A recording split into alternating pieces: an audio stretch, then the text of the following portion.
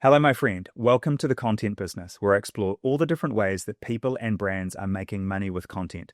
No matter where you are at in your career, if you're just starting out, or if you're in the middle of the job that you hate, or you're trying to run your own business and get more attention for it, I'm going to help you because I'm going to work through all the different ways that getting attention online actually works. I'm experimenting with all these different ways that people are making money. I'm going to share all the results with you. I've got a huge amount of experience across creating content for all kinds of different businesses over the last 15 to 20 years. And I want to make sure that you can absorb all of that stuff and apply it for yourself. Let's get started. The first question you've got is probably, why am I wearing a suit today? Well, one of the things I wanted to talk about is the packaging for your personal brand. I started out learning design and animation, and so every day I was basically just wearing a t-shirt and jeans to work. But over time, I realized that that was affecting the way that I was perceived, and so I started to dress a little bit more professionally and a little bit more smartly. And eventually, when I started working in a corporation, it was, of course, mandatory that I was going to wear a suit every day. And this was like getting thrown in the deep end because I'd never had this kind of requirement to turn up with this level of consistency and professionalism. So it reminds me around the way that you package your personal brand and your message when you record content online. It's really important to have a consistency when it comes to the visual packaging for your message, because people will take that first impression of you and they'll get a picture in their mind really quickly of who you are and the kind of thing that you're talking about. If you're just standing in your kitchen in the clothes that you slept in last night, making a really quick video, that's very different to sitting down, wearing a suit, wearing something professional and talking directly to the camera when it's on a tripod. It's a very different effect to like holding a camera, taking a selfie versus actually sitting a camera up and actually having a professional kind of shoot like this. And so you just need to think about how you want your content to be perceived, but also when you are looking at content, how do you like consuming that? What's the content that you look like? And all you have to do is replicate that look and feel to get something that's going to work for you. So welcome to episode 5. When I first started uploading these, I didn't actually have a title for it. So now it's called The Content Business, and we should dive into the business of making content and how people make money with content. Now you might ask, why am I wearing a suit today?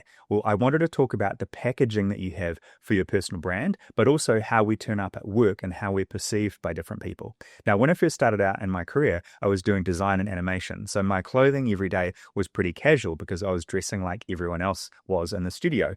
And then over time, I realized that I could be perceived differently depending on the clothing that I was wearing. And then eventually, when I started working at a corporation and I was thrown in the deep end and needed to wear a suit every day, that was a real shock to the system. But I found that there was this power that you have in the way that you package yourself. The most effective way that you can use this for content for your personal brand is to use job interview energy on a regular basis, to make content that actually looks like you're coming for a job interview. When you do this, you have all this momentum in your mind about how you're going to communicate yourself to an audience. And this is usually maybe one person you're in the job interview with or a panel of people, but you dress up, you dress to impress, and you communicate really clearly about what you offer and what you can do for the company that you're talking to. And sometimes this is actually when you work with a client and you're interviewing them effectively, you're interviewing each other, deciding whether or not you're going to work together, you are pitching yourself, you are selling yourself. So you want to package yourself so that you can be purchased by that audience. So this is one of the ways that I use this job interview energy to actually communicate. And that's kind of what I'm doing right now. Like, I'm not sort of sitting back in the chair and just sort of speaking quite slowly. I'm leaning forwards, I'm being engaging, I'm trying to make sure that I can connect with you, but I'm also still being authentic. I'm being real, because this is exactly what I would sound like when I'm talking to you. I'm not reading a script. I'm not trying to sound robotic. I want to sound exactly like I sound when I'm talking to you in person. Now, my speed is probably a little bit faster, but this happens when you're talking and you're being really passionate about something you're into. You will speak quickly. You will communicate quite quickly. And then at a certain point, you need to pause and let them actually talk back and actually respond to you so you're having a conversation. But when you're creating content, you're going to be speaking straight to the camera and you need to be engaging and have this energy. And I find this energy is like a little bit higher than you think it actually needs to be. And you'll get the hang of this when you record more content and listen to it. Because if you're just getting started and you haven't recorded many videos, you probably haven't had the chance to watch yourself that much on video. I've uploaded over 600 videos to TikTok now. So I've had to watch myself on video a lot, more than I ever thought, because I hated the way that I sounded. I hated the way that I looked. But I finally got over that by just sharing content and making content, because actually over time, I started to get a pretty good response for it, which I was really surprised by. So that taught me a really valuable lesson, that there is an audience for you. It doesn't matter how small it is, but it is there. And so as you start to share and as you start to grow your brand, those people can find out more about yourself, your personal brand, the thing that you're selling, or even just the industry you work in if you want to create work and sell it to them. It doesn't matter what you're doing, you can create an audience for you. So all you have to think about is how you want to be perceived, how you want to package yourself, and how you want to show up regularly. Now, I think it's really important to have a bit of variation there. If I turned up every day wearing a suit, it would be very different in terms of my content because I couldn't perhaps talk about design and creativity because when I'm wearing a suit, not in the same packaging as someone that you expect to be talking about design or filmmaking or storytelling or creativity, because this uniform that I'm wearing, this costume that I'm wearing, does not necessarily communicate those same things. However, that's one of the biggest challenges that I want to break through now, is that you don't have to speak with a corporate voice all the time. If you're working inside a corporation and you're trying to engage with people, you always sound like a robot if you're just having the corporate messaging and you don't have this authentic stuff that actually makes you sound real. This is one of the key things that I want to influence people about. You can be yourself, because when you got hired for the job, you were just being yourself in the interview. Yes, you were being a little bit more of an energetic version of yourself. You were being kind of on stage and performing, if you like, but you were still being you. You don't have to package and create this completely different version of yourself. You can just be you. Speak to the camera on a regular basis, do lots of practice, and you'll actually start getting used to this idea of communicating in this method. And one of the coolest parts about communicating on video is that it's like time travel. You are watching this video at some time in the future. I'm recording it right now, but you're watching it weeks, months, or even years into the future. So I'm compressing the value of the things that I'm talking about into a piece of content, and then you're now getting exposed to it in future. So the coolest part about this is that I'm right here in front of you, but I'm not right here at the exact same time. So this is asynchronous, and it's a way that you get to scale yourself. Because if you just give advice to one person, there's no way to scale that. There's no way to replicate that.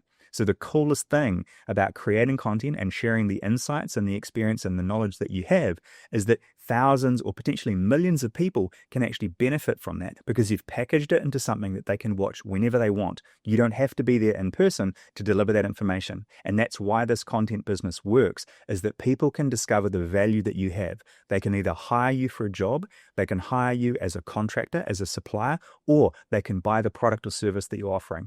But you can only do that by sharing content on a regular basis. So let's explore all the different ways that you can do that to get better at this craft. So don't underestimate the value of all of the different posts you're making. You're building something. It's this practice of actually creating content and uploading it to a channel, a page that people can discover over time. You're building an asset. It's a practice. It doesn't have to be finished all at once. You can come back to it and keep adding more episodes and more ideas to it in future.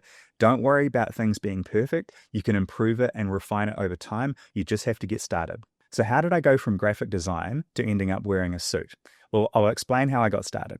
I studied design and animation at university because I really wanted to do visual effects in films. I was completely obsessed by films. I kind of wanted to be a director. And so I thought one of the cool things I could do to enter the industry was by doing visual effects.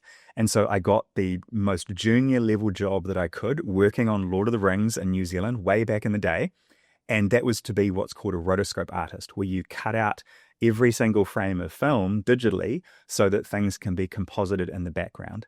Now, this was really repetitive and really basic work that I was doing. You're looking at the image that you convert into black and white so you can cut out everything like you would do in Photoshop.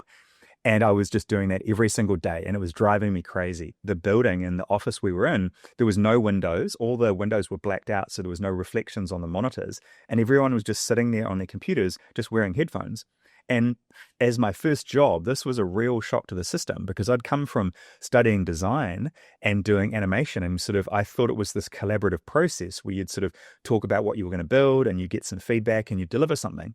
And then once I got this junior level job doing visual effects, I realized it wasn't the thing that actually lit me up and actually that I was built for. I was built to communicate, to work with a team. So I only worked on that for a short period of time, but it taught me that I was a real fan of filmmaking, but I was not cut out to work in that industry. And the analogy that I'd use is it's like sailing. If you really are into boats and you're really into sailing, you should just find people that you can go sailing with. Don't become a boat builder, because boat building is not sailing and you'll drive yourself crazy sitting there and standing there every day building this boat when you actually just want to be sailing. So I'm a huge fan of films. I love understanding the process, the engineering behind them, but I'm not built for working in that industry. I'm built for communicating. I'm built for working with teams and actually being creative. And so now that I've found an outlet for myself to do that, I'm actually much happier and much more well-rounded as a person, instead of that person literally 25 years ago just sitting there with headphones on all day and not even speaking to anyone. It was a really, really hard thing to go through, but I'm so glad I had that experience and then moved on very quickly, because it opened me up to all these possible things I've worked in my career now. And the first thing I got to work on was advertising, because I had all these skills regarding video and design and animation. I could help people build TV commercials. And these were really quick, because sometimes you only spend a few days on it if the budget was quite low, or you might spend a few weeks on it if the budget was a bit bigger.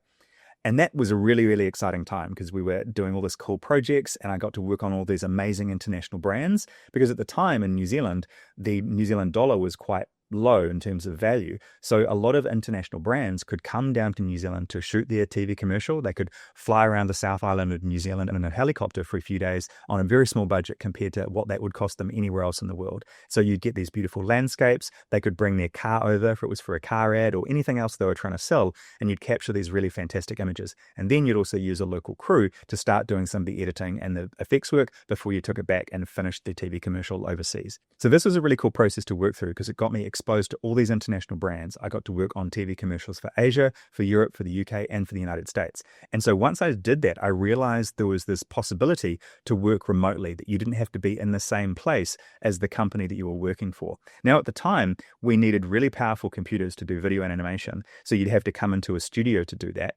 And we'd have these kind of really nice suites where you'd have like a couch at the back so the client could be sitting there and watching, and you'd have like a TV or a projector while you were working and doing it in front of them. So I actually got very used to doing live client work, where I'm sitting there doing the editing or the design work and it's on another screen and the client's right behind me telling me their feedback. It was actually a really high pressure environment that I had to deliver in real time. And also that helped me to learn about communicating directly with the client and all the other stakeholders you'd have in the room, because you'd have people from the advertising agency, you'd have the marketing representative from the client, you'd have all these other people involved in the production process. So I got to learn about like stakeholder management and communicating with all the different people who were in the room. So that actually gave me a really good kind of setup and training for the next phase of my career, which is when I ended up working for a corporation.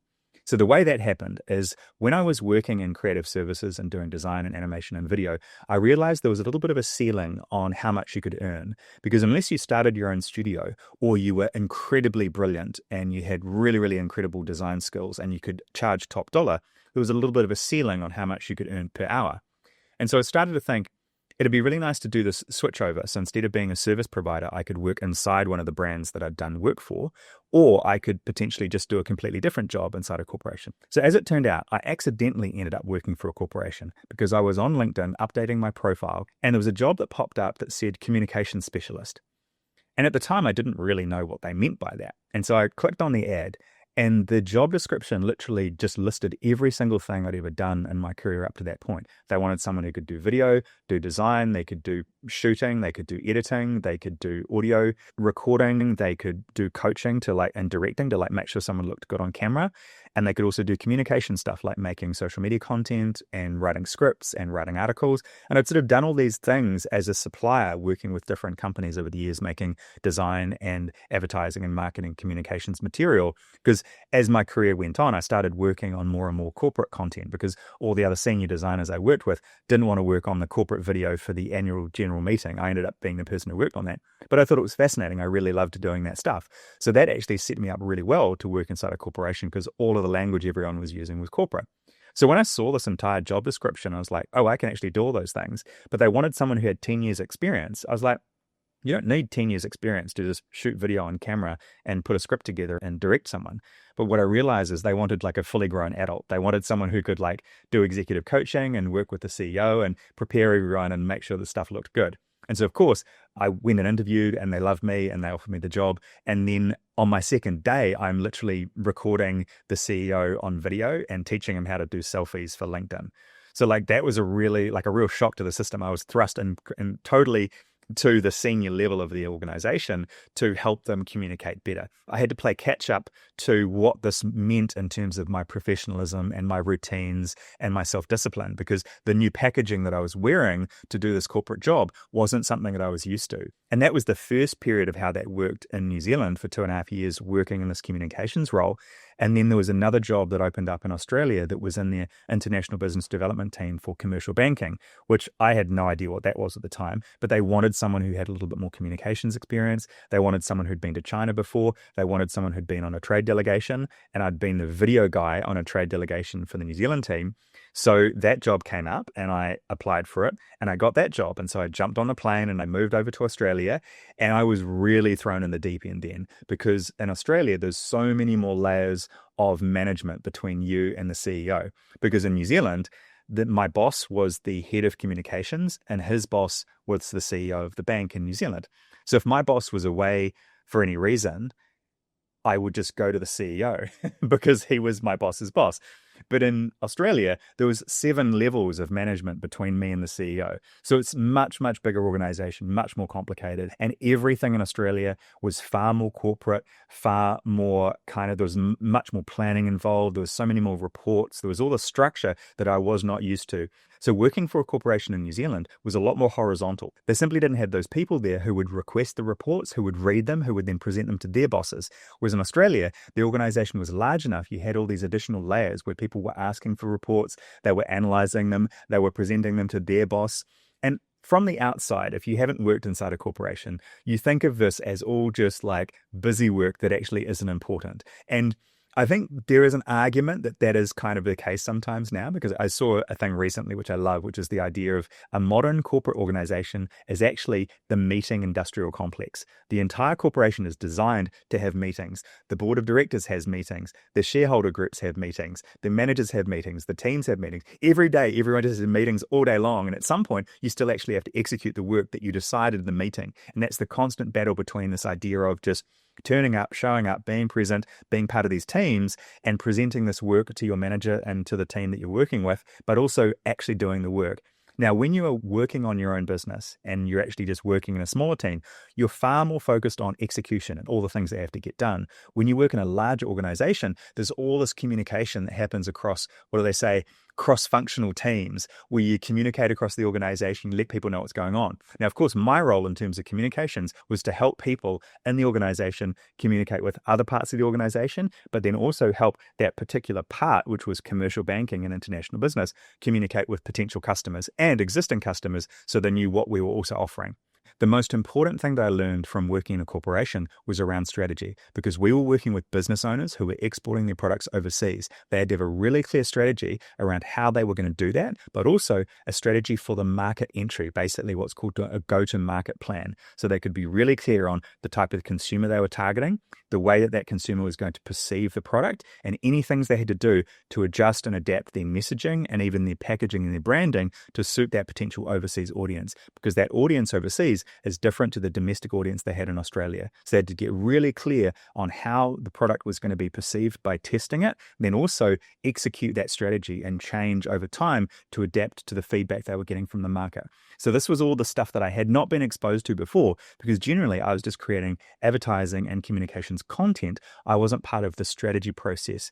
So that was the cool part about being inside a corporation, because we started to look at a lot more internal strategy around how we were competing with the other banks in Australia, but also how we were doing in terms of the bias that we had for the different industries that we were working with, how many customers that we had in terms of different kinds of businesses, and whether or not we could replicate the kind of advantage that we had in one state and another.